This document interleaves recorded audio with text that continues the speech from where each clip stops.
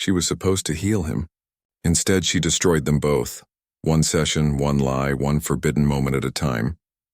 Maya had been a therapist for almost 10 years. She loved her job, truly loved it. There was something deeply fulfilling about helping people find their way out of dark places. She had seen hundreds of clients over the years, each with their own story, their own pain. And she had always maintained perfect boundaries, always kept things professional. It was the first rule they taught you in graduate school, and Maya had never even been tempted to break it. Until Daniel walked into her office on a rainy Tuesday afternoon. He was different from her usual clients. Most people who came to see her were broken in obvious ways. They cried in the first session, or they were angry, or they couldn't make eye contact. But Daniel sat down in the chair across from her and looked directly at her with these steady, intelligent eyes. He wasn't trying to hide his pain. He just carried it differently. "I was in a car accident 6 months ago," he said, his voice calm but tired. "Everyone tells me I should be grateful I survived. And I am, I really am. But I can't stop thinking about it. I can't sleep. I can't drive anymore without having panic attacks." Maya listened the way she always did, taking notes, asking the right questions. But there was something about the way he spoke, the way he chose his words so carefully that caught her attention. He reminded her of someone, though she couldn't quite figure out who. Over the next few weeks, they fell into a rhythm. Daniel came every Thursday at 4 o'clock. He was never late, never missed an appointment. And slowly, carefully, he began to open up. He told her about the accident, about the moment when he thought he was going to die, about the guilt he felt because the other driver had been hurt worse than him. He told her about his childhood, about a father who never showed emotion and a mother who showed too much. He told her about his dreams and his fears and the way he sometimes felt like he was watching his own life from the outside, and Maya helped him. She really did. She gave him tools to manage his anxiety, exercises to ground himself when the panic came. She helped him understand that trauma wasn't something you just got over. It was something you learned to live with, something you integrated into your story without letting it define you. But somewhere along the way, something shifted. It was small at first. Maya started looking forward to Thursdays more than she should. She found herself thinking about things Daniel had said during the week, wondering how he was doing.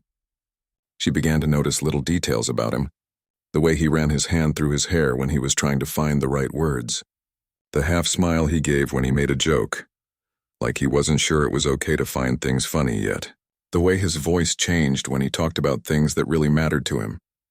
One Thursday, about 2 months into their sessions, something happened that should have been nothing. Daniel was talking about a memory from before the accident, something happy, and he reached out to emphasize a point. His hand brushed against hers where it rested on the arm of her chair. It was completely accidental, just a moment of contact, but neither of them moved.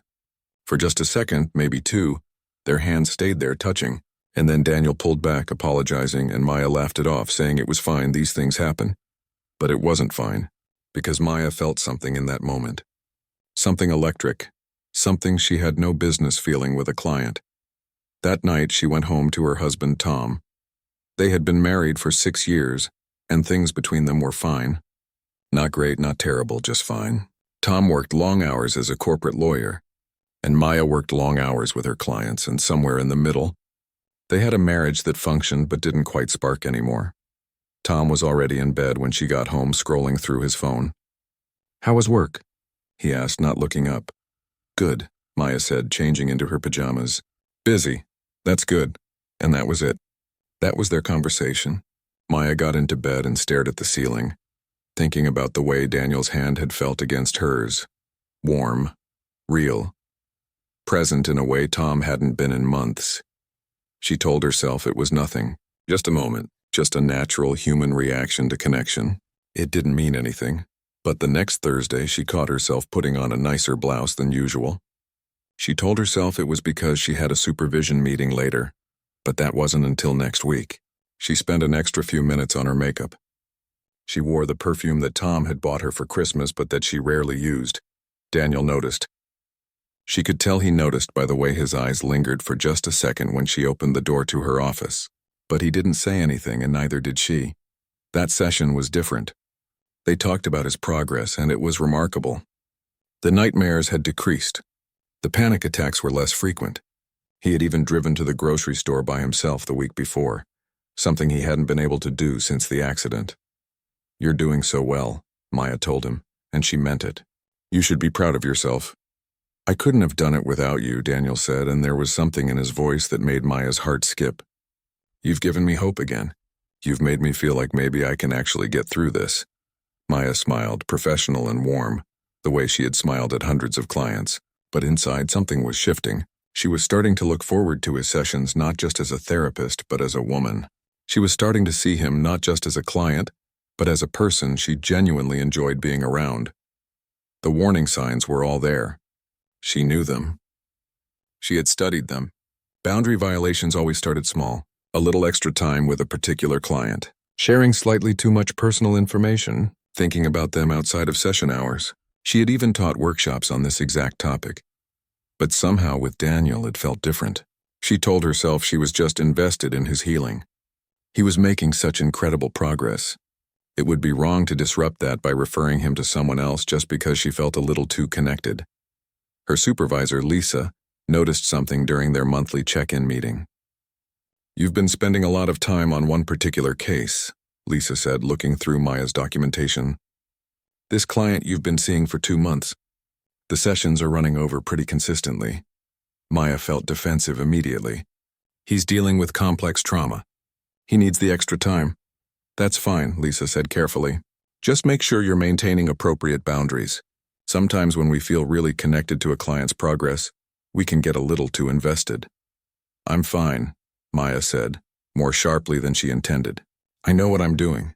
Lisa looked at her for a long moment, then nodded. "I'm sure you do. Just be careful." Maya left that meeting feeling irritated. She wasn't doing anything wrong. She was just being a good therapist. She was just helping someone who really needed it. But the truth she didn't want to admit even to herself, was that she was already in dangerous territory. She was already rationalizing, already making excuses, already telling herself that the rules didn't quite apply in this situation. The next Thursday, Daniel brought her coffee. "I hope this is okay," he said, handing her the cup. "I know you always have coffee before our sessions. I see you sometimes in the coffee shop downstairs. You get a medium vanilla latte with an extra shot." Maya should have gently refused, should have explained that accepting gifts from clients, even small ones, complicated the therapeutic relationship. Instead, she took the cup and smiled. "You remembered exactly how I like it. That's sweet of you." And just like that, another line was crossed. Another small step towards something that shouldn't happen. They talked for nearly 90 minutes that day. Maya didn't even notice the time passing. They laughed together about something funny that had happened to Daniel at work. Maya found herself telling him about a frustrating interaction she'd had with her insurance company, something she never would have shared with a client normally. When the session finally ended, Maya felt energized in a way she hadn't felt in months. She felt seen, heard, understood, and as Daniel walked out of her office, she realized with a sinking feeling in her stomach that she was looking forward to next Thursday, the way you look forward to seeing someone you have feelings for. She was in trouble, deep trouble, and the worst part was that she wasn't sure she wanted to stop. The text messages started innocently enough. Daniel sent one on a Friday evening. "Hope it's okay to text. Just wanted to see if I could move next week's appointment an hour earlier. Have a work thing." Maya responded right away. "Of course, that works perfectly. See you then." But then Daniel sent another message. "Thanks. And thank you again for everything you're doing for me. This week was tough, but I used those grounding techniques you taught me. They actually helped." Maya knew she should keep it brief. A simple, "Glad to hear it, see you Thursday" would have been appropriate. Instead, she found herself typing out a longer response. "That's wonderful to hear. You're doing the hard work. I'm just giving you the tools. You should be proud of how far you've come." And somehow that opened a door. The texts became more frequent. Daniel would send her updates about his progress. Maya would respond with encouragement. Then the messages started including little details about their days. Daniel mentioned a movie he watched. Maya mentioned a book she was reading.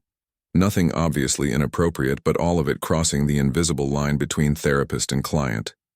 Maya knew better. She absolutely knew better.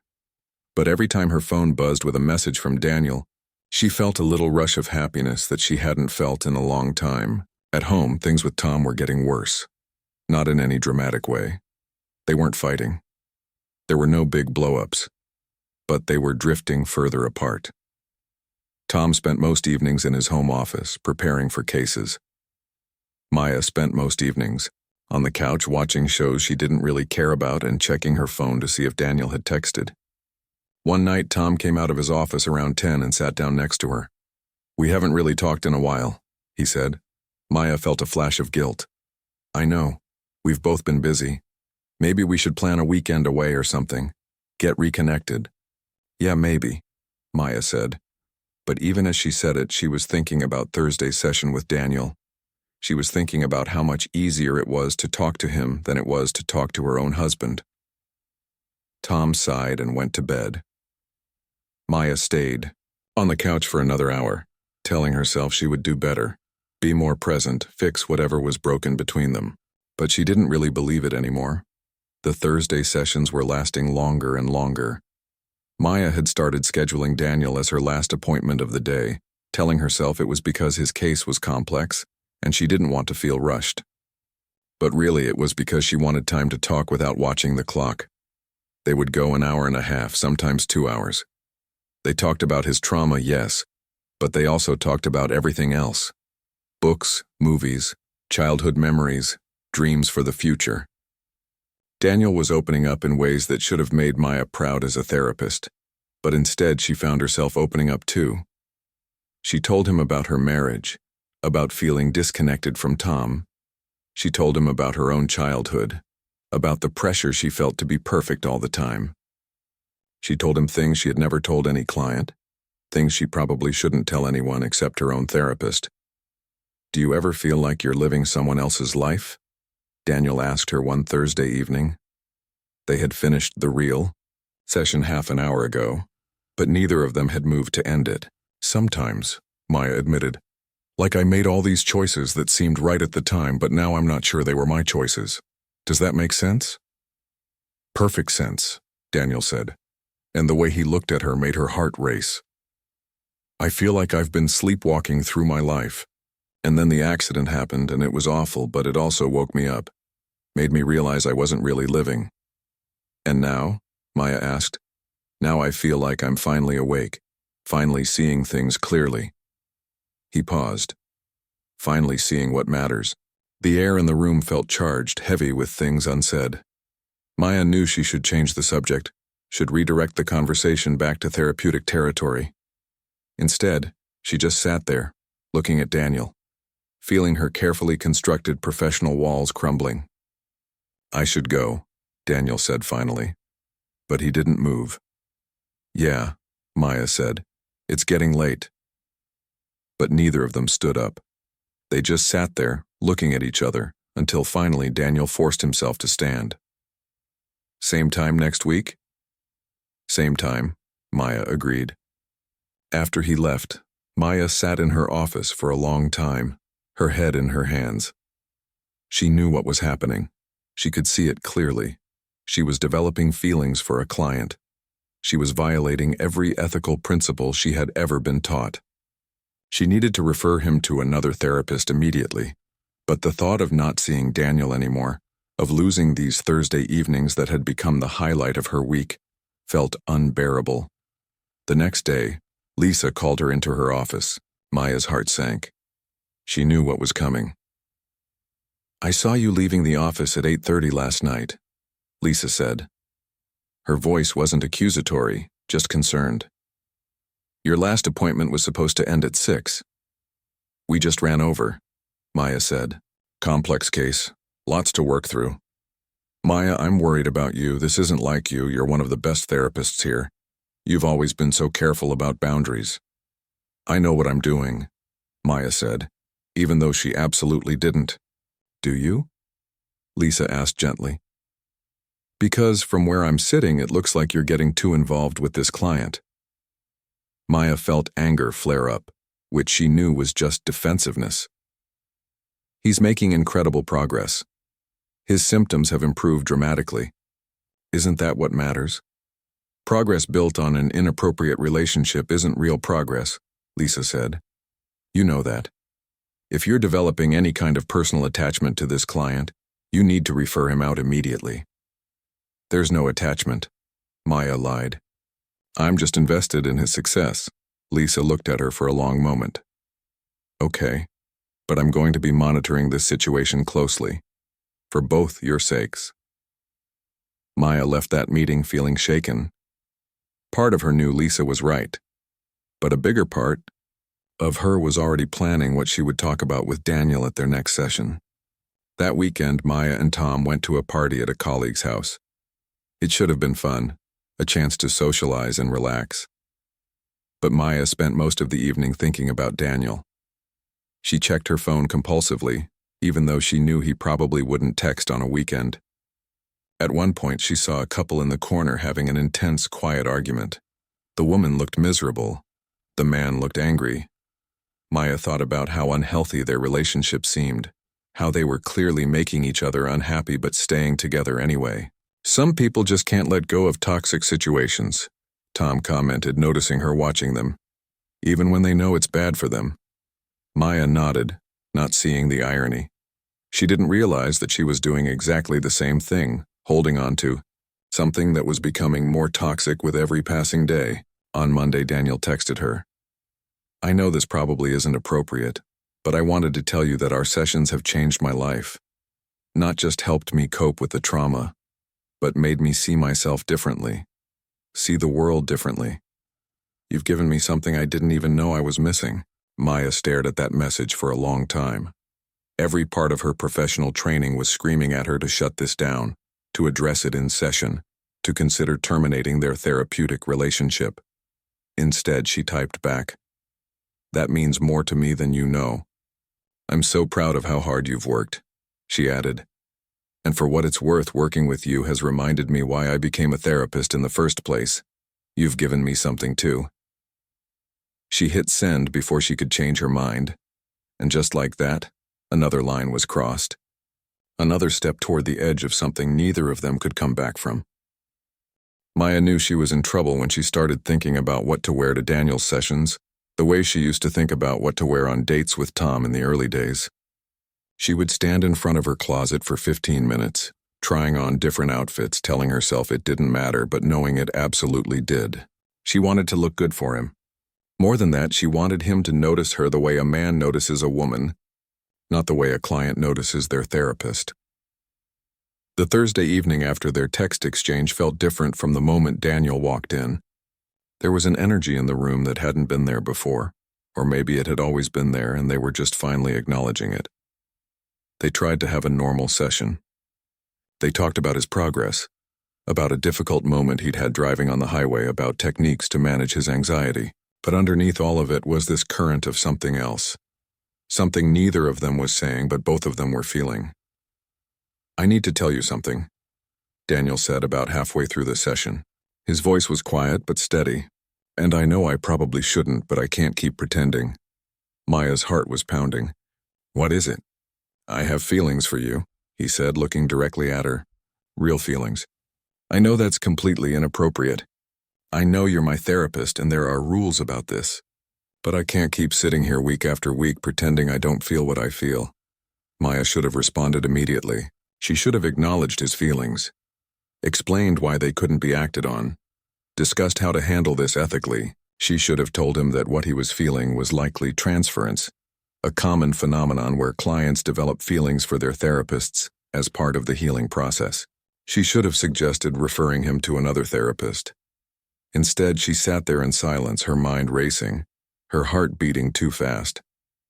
Because the truth was she felt it too, and saying the right words, doing the right thing, would mean losing him. Losing these Thursday evenings that had become the only time she felt truly alive. Say something, Daniel said, and there was vulnerability in his voice that broke her heart. Maya started, then stopped. This is complicated, I know it is. Believe me, I've tried to talk myself out of it, but I can't. You're the first person in years who's really seen me, who's made me feel like I'm not broken beyond repair. You were never broken, Maya said softly. You were hurt, but that's not the same thing. You see? Daniel said, leaning forward. That's what I mean. You understand me in a way no one else does. Maya knew she was at a crossroads. One path led to maintaining her ethics, her professionalism, her integrity. The other path led somewhere she couldn't come back from. She knew which path she should take. She absolutely knew. I feel connected to you too, she heard herself say, and immediately wanted to take the words back. But they were out there now, hanging in the air between them. Daniel's expression changed, hope and relief flooding his face. Really? This can't happen, Maya said quickly. You understand that, right?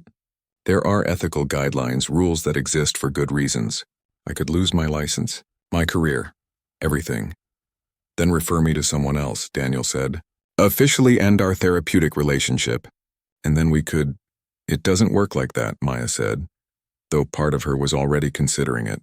There are time requirements, and even then it's ethically questionable, but not impossible. Maya closed her eyes.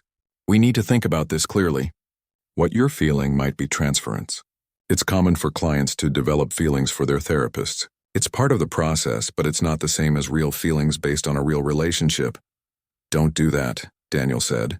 Don't reduce what I'm feeling to some clinical term. I'm not confused. I'm not transferring anything. I know what I feel. And that was the moment Maya made her choice. Not a conscious, deliberate choice, but a choice nonetheless. Instead of firmly redirecting the conversation, instead of maintaining her professional boundaries, she let the moment stretch out. She let herself stay in this space where anything seemed possible. Let's talk about this next week, she finally said, when we both had time to think clearly. Okay, Daniel agreed. But as he was leaving, he stopped at the door and turned back. For what it's worth, I don't regret telling you. Whatever happens next, at least I was honest. After he left, Maya sat in her office until well past dark. She thought about calling Lisa, confessing everything, asking for help. She thought about calling her own therapist, the one she hadn't seen in months because she'd been too busy. She thought about going home and talking honestly with Tom about the state of their marriage. Instead, she just sat there replaying Daniel's words, the look in his eyes, the way her heart had raced when he said he had feelings for her. That weekend was torture. Maya couldn't stop thinking about Thursday. Tom noticed she was distracted, but when he asked what was wrong, she just said she was stressed about work, which was technically true, just not in the way he thought. She found herself fantasizing about a different life, one where she wasn't a therapist, where she and Daniel could meet as equals without all these ethical complications, one where she didn't have a husband she'd grown apart from, a marriage that was slowly dying even though neither of them wanted to admit it. On Sunday night, Tom tried to initiate intimacy. Maya went through the motions, but her mind was elsewhere. And afterward, as Tom fell asleep beside her, Maya lay awake thinking about Daniel and hating herself for it. The next Thursday, she told herself she would handle it properly. She would explain clearly why they needed to maintain boundaries, why she needed to refer him to another therapist. She practiced the words in her mind all day, but when Daniel walked in, all her resolve weakened. He looked nervous, hopeful, scared. He looked at her the way Tom used to look at her years ago, before they got comfortable and complacent. They talked around the issue for most of the session. Then toward the end, Daniel said, I've been thinking about what you said, about transference, and I've done a lot of research this week. I understand what you were saying, but I also know what I feel, and I know you feel something too. Even if I did, Maya said carefully, it doesn't change the reality of our situation, doesn't it? Daniel moved from his chair to sit on the couch next to her, closer than a client should sit. We're both adults. We both feel something real. Why should we deny that because of some arbitrary rules? They're not arbitrary, Maya protested weakly.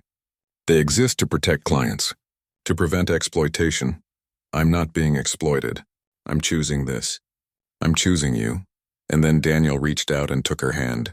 Not accidentally this time, but deliberately. His fingers intertwined with hers, and Maya knew she should pull away. Knew she should stand up, put distance between them, end this before it went any further. She didn't pull away. They sat like that for a long moment, hands clasped, not speaking. Maya's mind was screaming at her to stop this, but her body wouldn't listen. The warmth of his hand in hers felt like coming home after being lost for years. I should go, Daniel said finally, but he didn't move to leave. Yeah, Maya whispered. Next week? he asked. Next week, she agreed. But as Daniel stood to leave, something happened. Maybe it was the way he looked at her, or the way her heart was pounding, or the accumulated weight of weeks of tension. But he leaned down and she leaned up, and suddenly they were kissing. It lasted maybe 5 seconds. But in those 5 seconds, Maya's entire life changed. She had crossed the line. She had done the one thing she swore she would never do. She had kissed a client in her office in the space that was supposed to be sacred and safe and professional. When they pulled apart, Daniel looked shocked. Maya felt like she might throw up. "I'm sorry," Daniel said. "I shouldn't have. Maya couldn't even finish the sentence. What could she say? That it was okay? It wasn't okay. That she didn't want it? That would be a lie. "I need you to leave," Maya finally managed. "We can't." "I can't." Daniel nodded and left without another word. Maya locked her office door and broke down crying. She had just destroyed everything. Her career, her integrity, her sense of who she was. All for a kiss that should never have happened. She drove home in a daze. Tom was already asleep. Maya got into bed fully clothed and stared at the ceiling until dawn.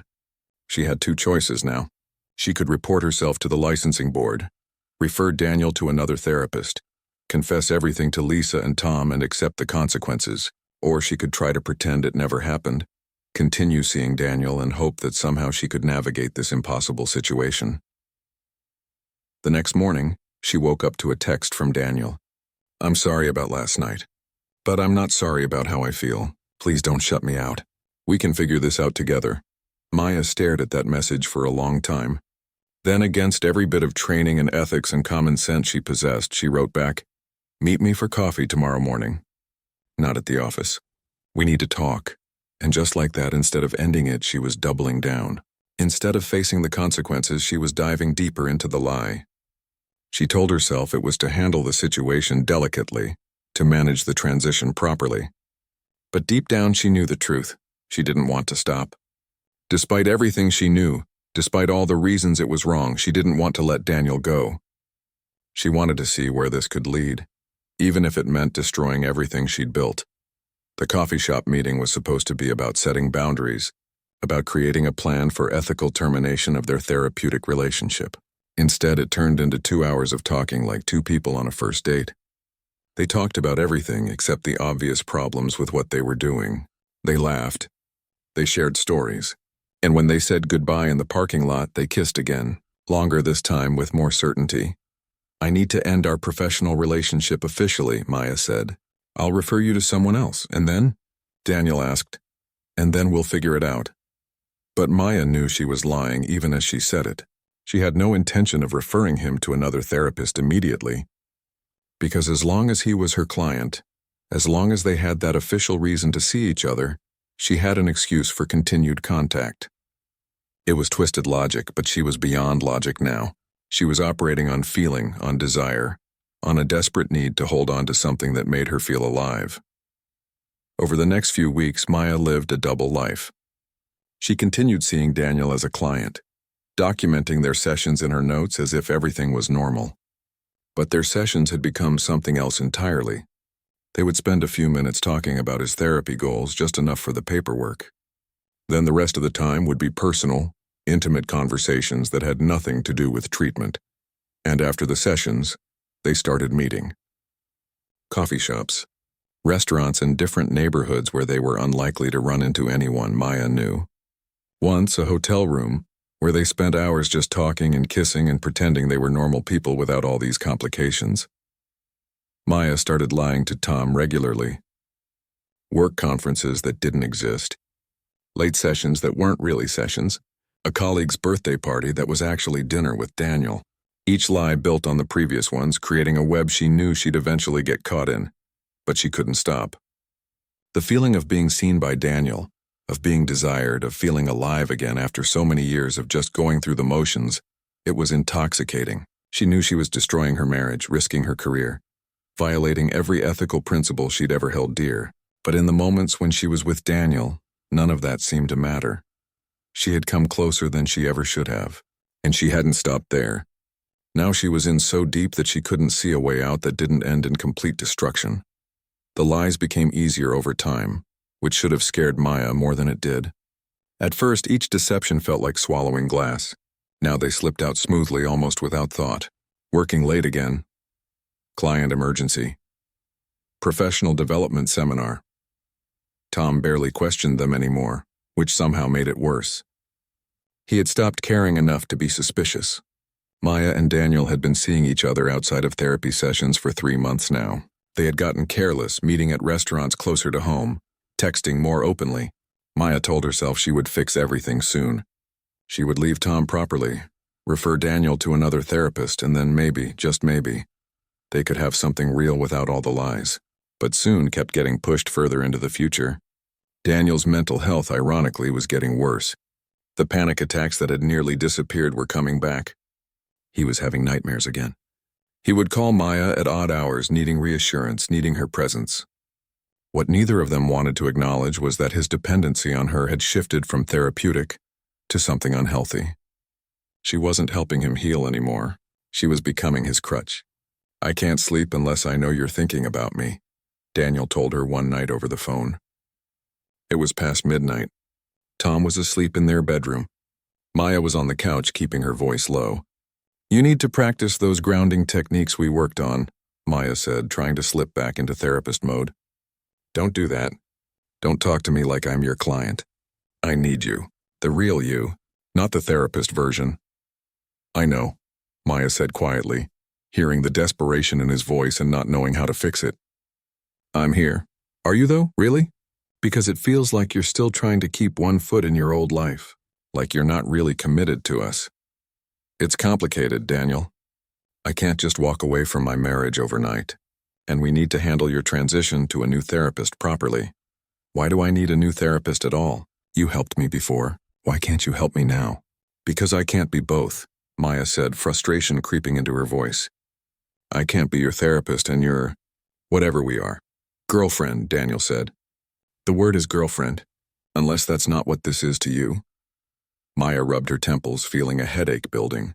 "You know it is. I just need time to figure everything out." But time was running out and Maya knew it. Lisa had been watching her closely ever since their conversation months ago. She had started reviewing Maya's case files more carefully, asking pointed questions about session lengths and documentation. Then one afternoon, Lisa called Maya into her office with an expression Maya couldn't read. "I received a complaint," Lisa said without preamble, "from one of your other clients. She said you seemed distracted during her session last week, that you checked your phone multiple times and seemed not to be listening when she was talking about something important." Maya's stomach dropped. She remembered that session. Daniel had been texting her upset about something at work and she had glanced at her phone a few times. She thought she'd been subtle. "I apologize," Maya said carefully. "I was dealing with a personal situation. It won't happen again." "This is the third complaint of this nature in the past month, Maya. That's not like you. Something is going on." "I'm fine, just some stress at home." Lisa leaned back in her chair. "I'm going to be direct with you because I care about you and I respect you. Are you involved with a client?" "No," Maya lied, the word coming out too quickly, too defensive. Lisa studied her face for a long moment. "I want to believe you, but if I find out that you've crossed that line, I will have no choice but to report it to the licensing board. You understand that?" "Of course," Maya said. "I would never compromise my professional ethics like that." The irony of that statement would have been funny if it wasn't so tragic. That weekend, Tom found a hotel receipt in Maya's coat pocket. She had been careless, had forgotten to throw it away. It was from 3 weeks ago, from a Tuesday afternoon when she had told Tom she was in a workshop. "What's this?" Tom asked, holding up the receipt. Maya's mind raced. "Oh, that must be from the professional development event I attended. They held it at a hotel conference center. For 7 hours? You checked in at 1 and checked out at 8. There was a dinner after. Networking thing." Tom looked at her for a long time. "Okay," he finally said, but Maya could see the doubt in his eyes. "Just seems like a lot of these events lately." "It's part of the job," Maya said, hating herself. "Right," Tom said. Then he did something unexpected. He sat down at the kitchen table and put his head in his hands. "Are we okay, Maya? Are we going to be okay?" It was the most direct he'd been in months, the most vulnerable. And Maya knew this was her chance. She could tell him the truth. She could admit that she'd been unfaithful. that their marriage had been dying for years, that maybe they both deserved better than what they had become to each other. Instead, she walked over and put her hand on his shoulder. "We're fine. Just a stressful period. It'll pass." Tom nodded, but he didn't look convinced. A few days later, Maya noticed him on his laptop more than usual, closing screens quickly when she walked by. She didn't think much of it at first.